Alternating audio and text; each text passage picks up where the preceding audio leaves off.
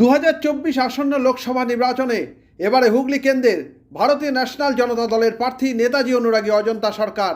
অজন্তা সরকার নির্বাচনের ময়দানে এটাই তার প্রথম লড়াই নয়। তিনি এর আগে পঞ্চায়েত ভোট ও বিধানসভা নির্বাচনে লড়াই করেছেন। তার লড়াই মূলত শিক্ষা, স্বাস্থ্য ও কর্মসংস্থান নিয়ে। সমাজসেবী অজন্তা সরকার সারা বছরই বিভিন্ন রকম সমাজসেবামূলক কাজে যুক্ত থাকেন। আজ তিনি সাংবাদিকদের মুখোমুখি হয়ে জানালেন তার নির্বাচনী লড়াইয়ের বিভিন্ন কথা। চুঁচুড়া থেকে প্রবীর ঘোষালের রিপোর্ট। আমাদের মূলত লড়াই হচ্ছে দুর্নীতির বিরুদ্ধে। আচ্ছা, আপনি জিতলে কি কাজ করতে চান?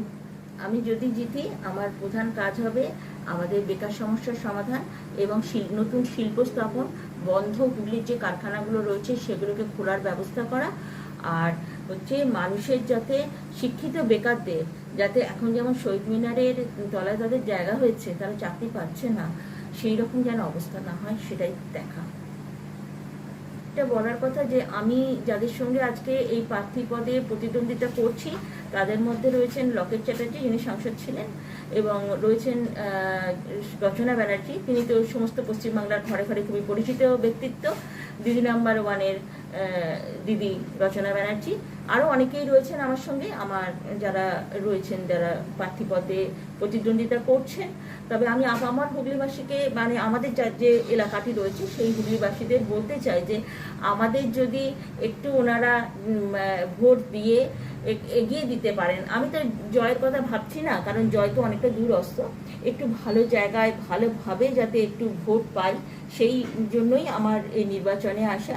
আর যদি আমি জিতে যাই সে তো আর সেটা তো আমি চিন্তাই করতে পারছি না। সেটা হয় তাহলে কিন্তু আমি হুগলিবাসীকে এখনই বলছি যে আমি জানাচ্ছি যে তারা যেন তাদের ভোটটি, তাদের মূল্যবান ভোট, সেই ভোটটি দিয়ে আমাকে জয়যুক্ত করেন।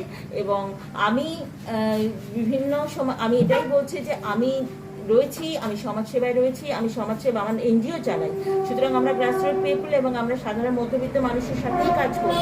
আমি আজকে নতুন করে কিছু কাজ করছি না। আমি একটা খবরের জগৎ বলে পত্রিকা চালাই, সেটি 2010 সাল থেকে, আমার এনজিও চলছে 2014 সাল থেকে।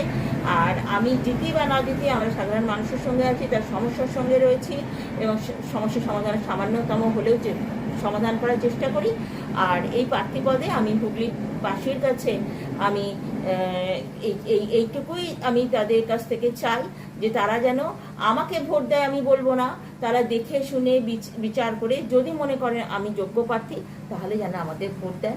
আমাদের যে স্বপ্নটা আছে, আমরা খুব সাধারণ মধ্যবিত্ত বাড়ি থেকে একটি শিক্ষিত পরিবারের মেয়ে হয়ে এই জায়গায় গেছি বহু কষ্ট করে, কারণ এই লোকসভা নির্বাচনে লড়া অতটা সহজ নয়। সেটা কিন্তু আমাদের সার্থক হবে। তাহলে এইটুকু আমি বলতে পারি।